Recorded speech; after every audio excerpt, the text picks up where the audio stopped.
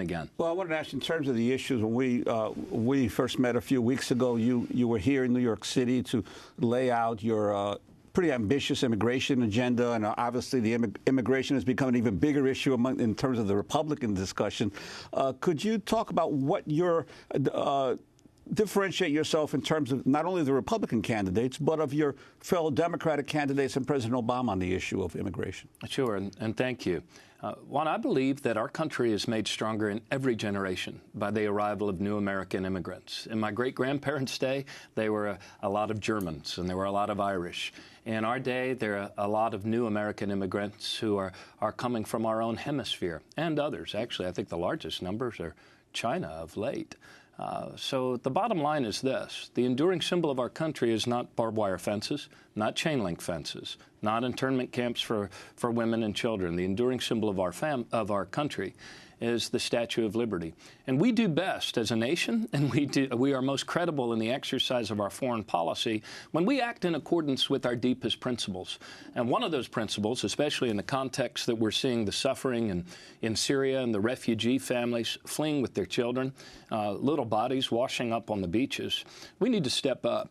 And I am the only candidate in this race in either party that has said that we should accept 65,000 refugees from Syria and step up and do our part in this crisis. I mean, one of the abiding truths of every great world religion is that you shall be kind to strangers, especially when they're fleeing for their lives and with their children.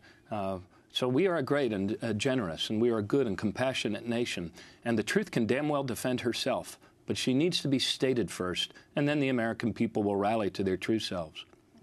This issue of Syrian refugees coming to the United States. We did a whole show on this yesterday, talking to people all over, from Macedonia to a parliamentarian in Germany, who was saying we have to look at the countries that they are fleeing from and look at the weapons that are being sold that are creating the strife that's leading them out of their countries, the leading weapons manufacturers, the United States, Germany.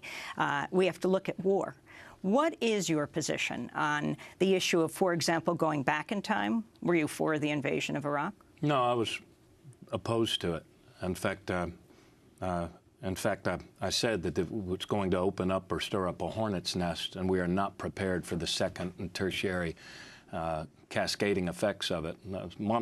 Some of them we're still seeing now. I think the second war in Iraq will be looked upon as one of the biggest blunders in modern American history. We were falsely led into war by George W. Bush and others in power at the time.